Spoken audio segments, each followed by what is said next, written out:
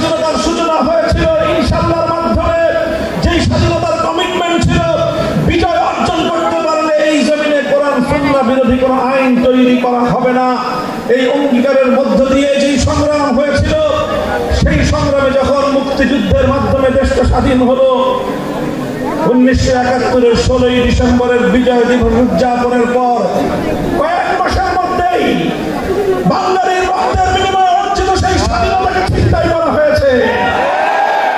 সেই স্বাধীনতাকে বন্ধুরূপী একটি শত্রু রাষ্ট্র তাদের এজেন্ডা, তাদের দেশের সংবিধানকে একটি প্রেসক্রিপশনের মাধ্যমে 72-এর সংবিধান হিসেবে বাংলাদেশের মানুষের উপর চাপিয়ে দেওয়ার ষড়যন্ত্র হয়েছে। 72-এর সংবিধান, 72-এর চেতনার নাম দিয়ে বাংলাদেশে 71-এর মুক্তিযুদ্ধের চেতনাকে ছিনতাই করা হয়েছে।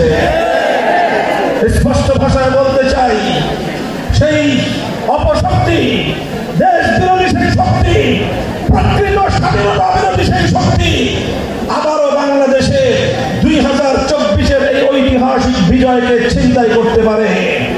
কাজে আমাদেরকে সোচ্চার থাকতে হবে, সজাগ থাকতে হবে।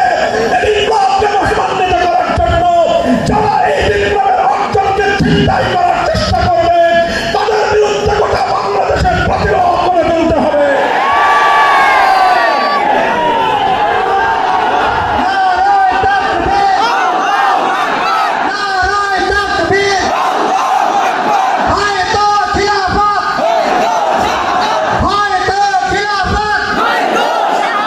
সংগ্রামী সাথী ও বন্ধুগণ, আমি আপনাদেরকে স্মরণ করিয়ে দিতে চাই আমাদের অতীত ইতিহাস।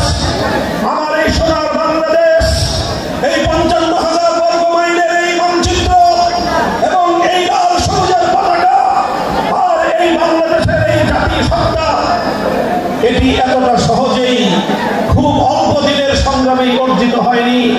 আমাদের এই মানচিত্র, এই জাতি এবং এই জাতি সত্তার ঐতিহ্যকে অর্জন করতে গিয়ে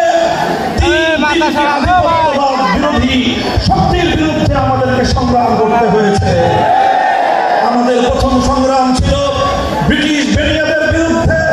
তাদের বিরুদ্ধে সংগ্রাম করেছিলেন হাজি শরীয়তুল্লাহ, তাদের বিরুদ্ধে সংগ্রাম করেছিলেন তিতুমির, তাদের বিরুদ্ধে সংগ্রাম করেছিলেন ফকির নজরুল শাহ। এদেশের আপামর আলেম সমাজের নেতৃত্বেই ব্রিটিশ বেনিয়াদের বিরুদ্ধে ঐতিহাসিক স্বাধীনতার সংগ্রাম পরিচালিত হয়েছিল।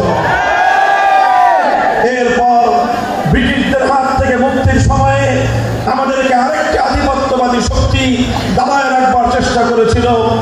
যখনই এই অবিভক্ত বঙ্গের, পূর্ববঙ্গের মুসলমানরা যখন মাথা তুলে দাঁড়াবার চেষ্টা করেছে, পশ্চিমবঙ্গের সাম্প্রদায়িক অপশক্তি রবীন্দ্রনাথ ঠাকুরদের নেতৃত্বে আমাদেরকে দাবায় রাখবার চেষ্টা করেছিল।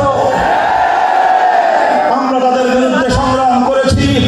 আমরা আমাদের এই পূর্ববঙ্গের মহান নেতা নবাব স্যার সলিমুল্লাহদের নেতৃত্বে এদেশের মানুষ যখন সামনে এগিয়ে যাওয়ার চেষ্টা করেছে, সহিংস আন্দোলনের নামে রবীন্দ্রনাথ ঠাকুররা তখন সাম্প্রদায়িকতার বীজ বাষ্প ছড়িয়েছিল।